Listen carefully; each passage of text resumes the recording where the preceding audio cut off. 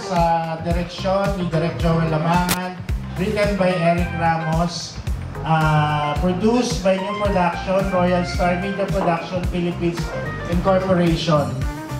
Meron po itong partnership with OWA. To make clear things lang, ang OWA po ay magpa-participate not in terms of funding, kundi in terms of pagtulong, research, and everything, yung mga technical aspect.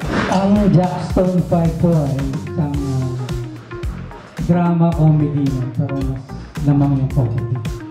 So, it is a heartwarming, rip-roaring comedy about friendship and the complicated ties that bind overseas Filipino workers to their families.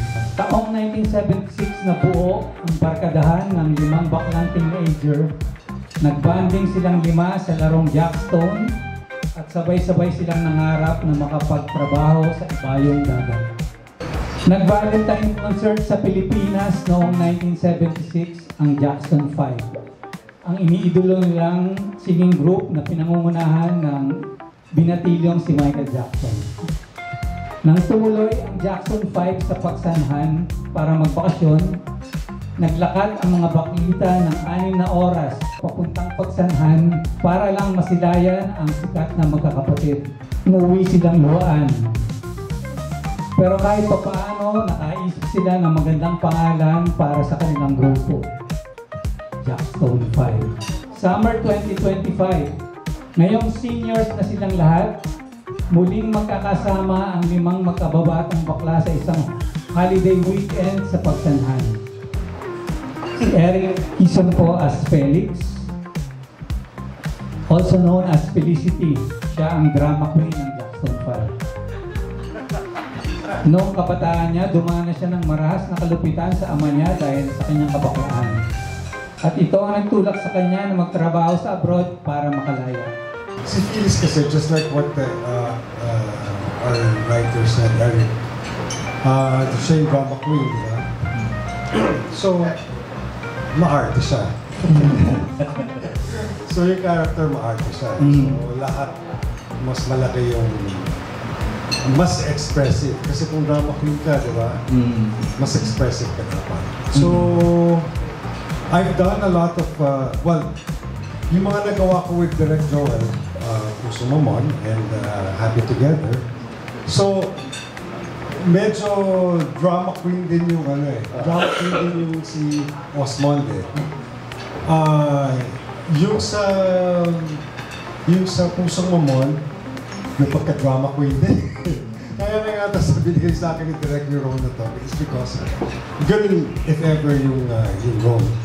But syempre, mag-aantay pa rin ako kay Direk kung anong gusto niyang makita sa role ni Felix.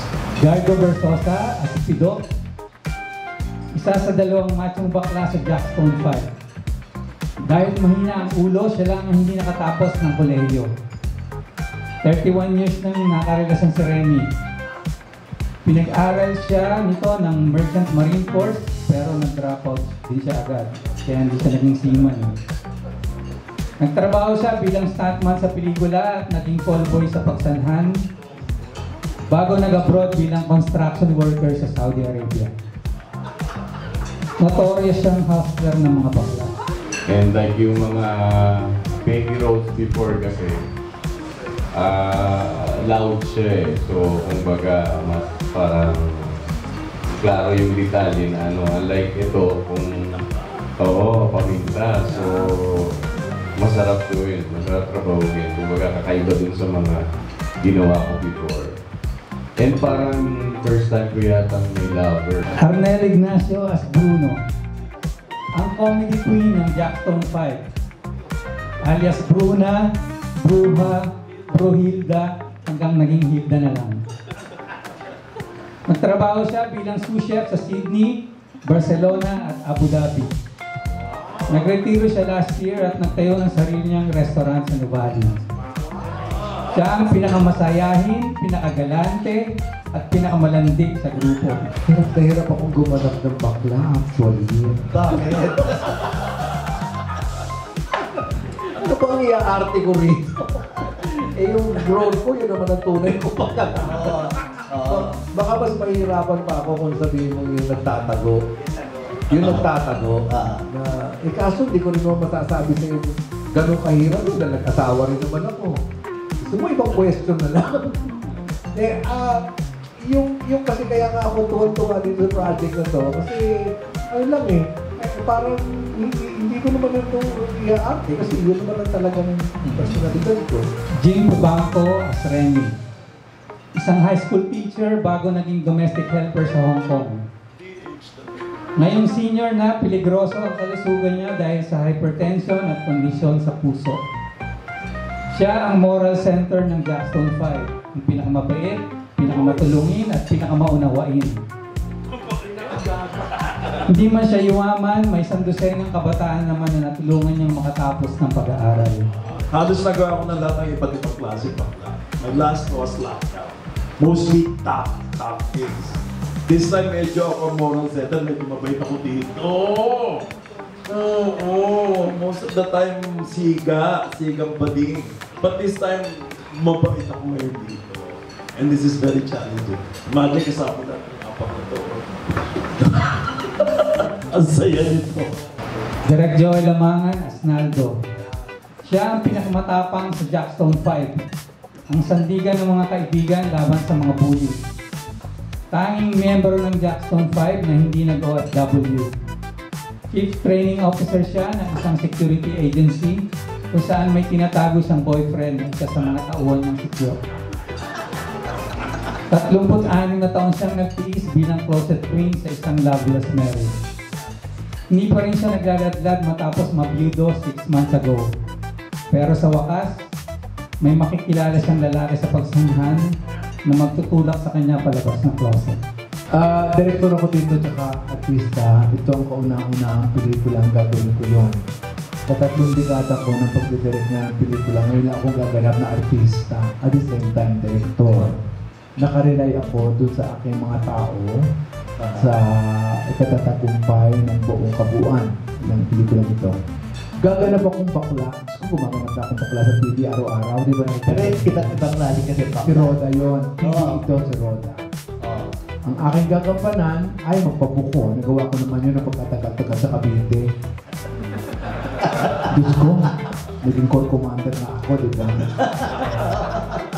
So, hindi yun mahirap sa akin.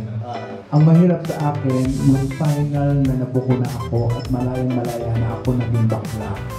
Mas higit pa yung dapat kay Roda. Yun ang challenge sa akin.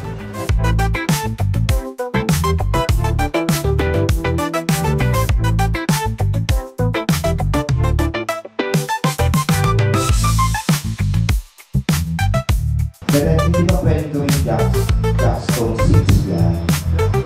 6. Si Roderick po.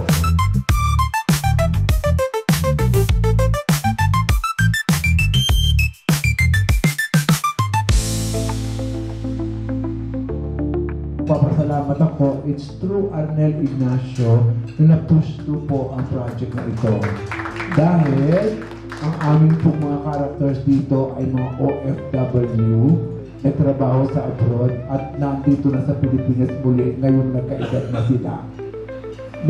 Maganda po ito dahil ito'y samahan ng mga nagtrabaho sa abroad, ang kanilang friendship, ang kanilang failures, ang kanilang mga problema at kung paano hanggang sa ngayon ay magkakaibigan pa rin sila.